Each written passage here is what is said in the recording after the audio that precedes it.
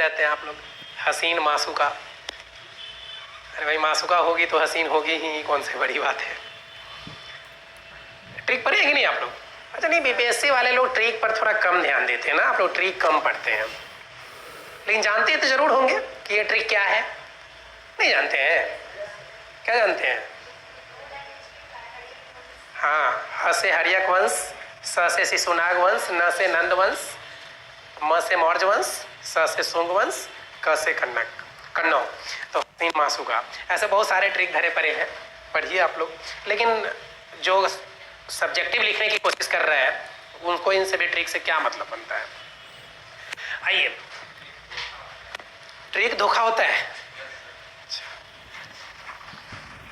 हाँ सही बात बोल रहे हैं कि ट्रिक अगर रटेंगे तो सही बात है कि ट्रिक से धोखा होता ही है, हो ही जाएगा। उतनी अच्छे से आप नहीं लिख पाएंगे, थॉरो नॉलेज की जरूरत है यहाँ। क्या था क्वेश्चन में, देखिए तो ठीक है।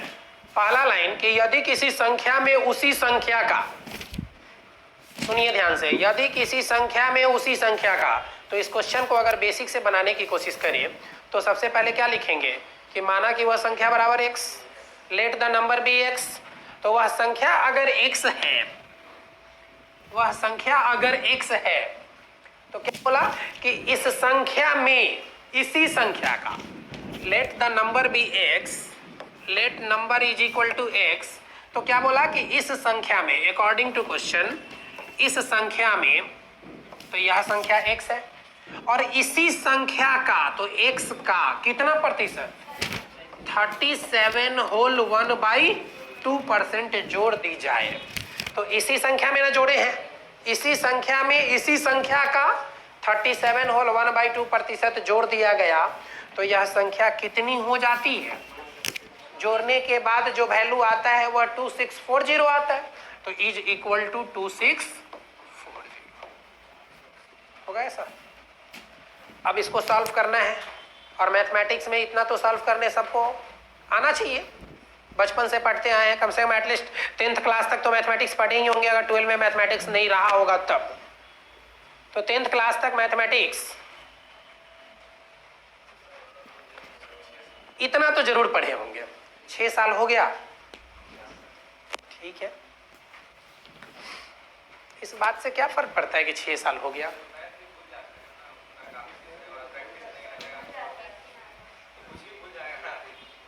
मैंने बचपन में कविता पढ़ा था बहुत सारे, हिंदी की कविताएं, बहुत सारी कविताएं पढ़े।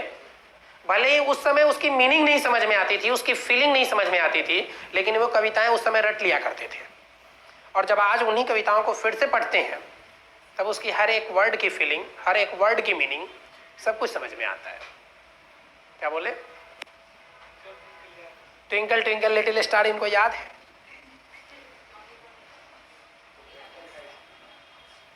सबसे ज्यादा रटा है वही बात।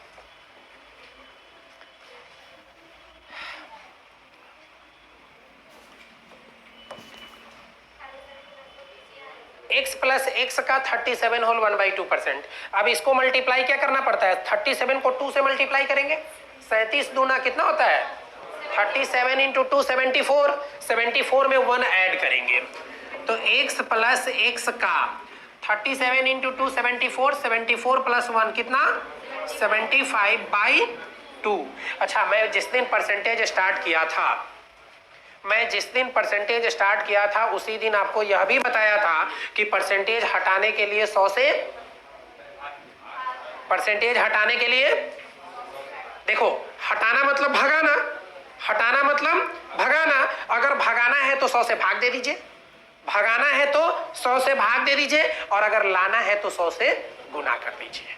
भगाना है तो 100 से भाग, अब भूलिएगा, भगाना है तो 100 से भाग और लाना है तो 100 से गुना, मल्टीप्लाई। तो यहां भगाना है ना इस परसेंटेज को, तो दे दीजिए भाग बटा 100 इज इक्वल टू कितना 2640 होगा ऐसा। अब आप जानते हैं 75 से कितना बार में कटता है, 25 से 3 बार में 75, 25 से 4 बार में।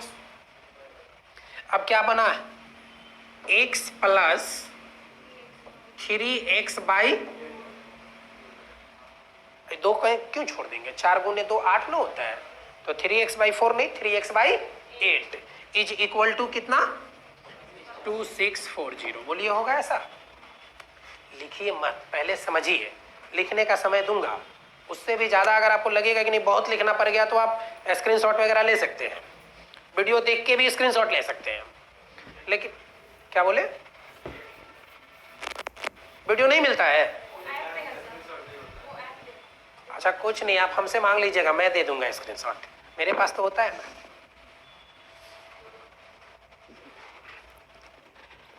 यहां डिवाइडेड बाई 1 होगा, 8 और 1 का एलसीएम लेंगे तो कितना होगा?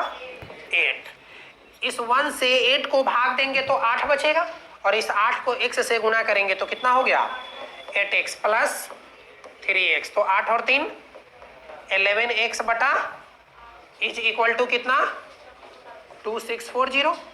अब ये 8 इधर डिवाइड में है, इधर जाके मल्टीप्लाई में होगा, तो यहाँ 8 से मल्टीप्लाई कर दीजिए, और यहाँ 11 मल्टीप्लाई में है तो इधर आके 11 डिवाइड में होगा। 11 से देखिए, 11 दूना 22 बचा 4 44, 11 चौका 44 और एक 0 था तो 240। अब 240 को कितना से गुना करना पड़ेगा? 8 से, तो 24 8 कितना? 24 8 192। याद है? 24 6 144, 24 8 182, 24 8 यही ना पढ़ना पड़ता है ऐसे। अच्छा इतना आपको 24 तक का टेबल नहीं याद होगा तो मत करिए याद, गुना कर लीजिए। 24 को 8 से गुना किए तो कितना हो गया टोटल? 1920। अरे भाई नहीं तो 8 चौका 32 के 2 बचा 3, 8 दूना 16 और 3 19। नहीं आता है तो ऐसे तो कर ही सकते हो ना। क्या बोले? थोड़ा सा समझे।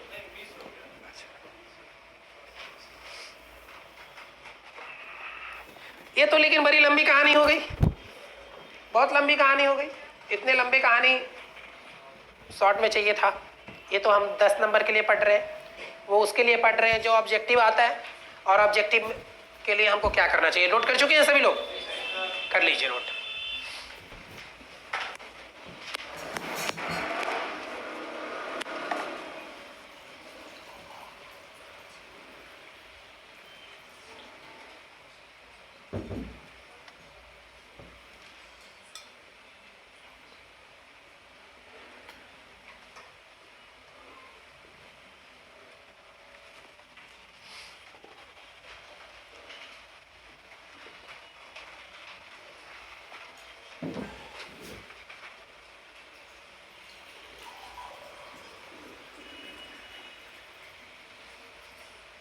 ठीक है, हो गया?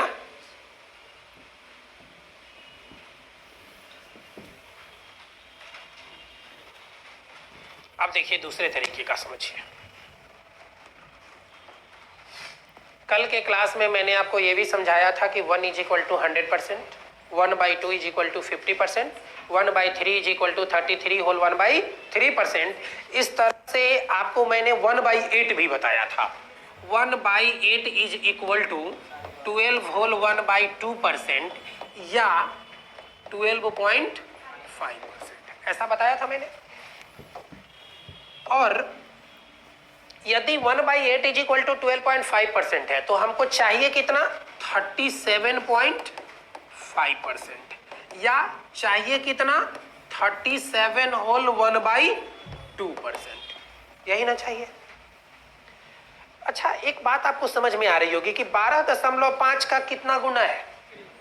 12.5 का तो 12 गुने 3 36, और 0.5 का 3 गुना करेंगे तो 1.5, मतलब 12.5 का 3 गुना है 37.5। तो हम इक्वल साइन के इधर भी 3 से मल्टीप्लाई नहीं कर सकते हैं, तो 1/8 का 3 गुना कितना होगा? 3/8। बोलिए कोई दिक्कत इसमें? 3/8। अब मैंने ये पिछले क्लास में यह बार बार रिपीट किया था, जिसमें कि मैंने ये बताया कि denominator always represents original value. बार बार इस लाइन को मैंने कई बार इस लाइन को बताया कि डिनोमिनेटर जो होता है वो मैक्सिमम को रिप्रेजेंट करता है, ओरिजिनल वैल्यू को रिप्रेजेंट करता है। और डिनोमिनेटर पर आप आंख बंद करके विश्वास करिए, यह कभी आपको धोखा नहीं देगा, यह हमेशा अपने ओरिजिनल रूप में रहेगा। ठीक ना, एकदम बिल्कुल आप इस पर आंख बंद करके ट्रस्ट कीजिए कि यह कभी नहीं बदलने वाला है, यह कभी धोखा नहीं देने वाला है। भले ही इस दुनिया में और इंसान बदल जाए, लेकिन यह डिनोमिनेटर नहीं बदलेगा। ठीक है, तो इसका मतलब कि जो ओरिजिनल वैल्यू, जो मूल संख्या है, वह कितनी है? जो ओरिजिनल वैल्यू है, जो मूल संख्या है, वह कितनी है? 8।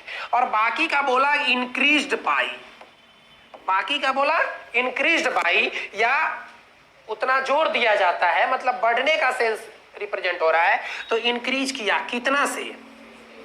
3 से। तो यदि आपके पास 8 रुपए है और 3 रुपए से वह 3 यूनिट बढ़ गया, तो फाइनल कितना हो गया? तो फाइनल कितना हो गया? 11। तो 8 था, अब 11 हो गया।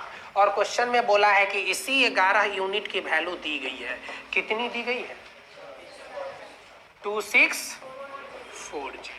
तो 11 की वैल्यू है 2640, तो 1 की वैल्यू कितनी होगी? तो 11 दूना 22 और 11 चौका 44, 240। तो हमको मूल संख्या चाहिए था, 8 यूनिट की वैल्यू चाहिए थी, तो 8 गुने 240। बोलिए ऐसा करेंगे? 8 गुने 240, फिर 24 अठे होगा ऐसा। अब बोलिए ये बातें समझ में आई या नहीं? सभी लोग समझ रहे हैं? देखिए, इस बात को समझने के लिए एक बात और समझिए कि बात यहाँ पे 3 कंसेप्ट की है। क्वेश्चन में 2 बातें रहे, लिखा 2-3 बातें हो कि एक लिखा रहे it's increased by, it's increased by 10%। हम एग्जांपल ले रहे हैं 10% का।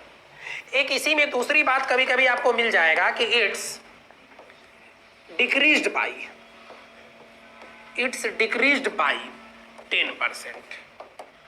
ठीक। और एक तीसरी बात होगा कि इट बिकम्स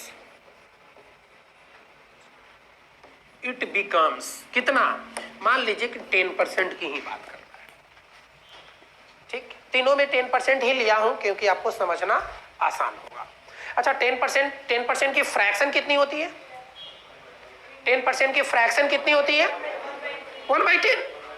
इसमें तो कोई दिक्कत नहीं है किसी को। 10% मतलब 10/100, 10% मतलब 10/100, और 10/100 मतलब क्या? 1/,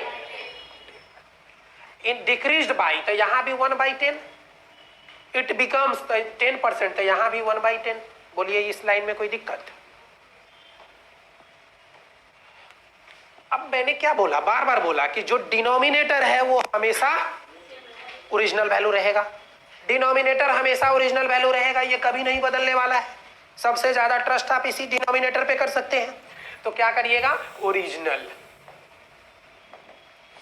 अच्छा, तो ओरिजिनल यहां भी 10 है, तो ओरिजिनल यहां भी 10 रहेगा, ओरिजिनल यहां भी 10 होगा, मतलब ये ओरिजिनल कभी नहीं बदलेगा। अब बदलेगा कौन? किसकी प्रवृत्ति है बदलने वाली?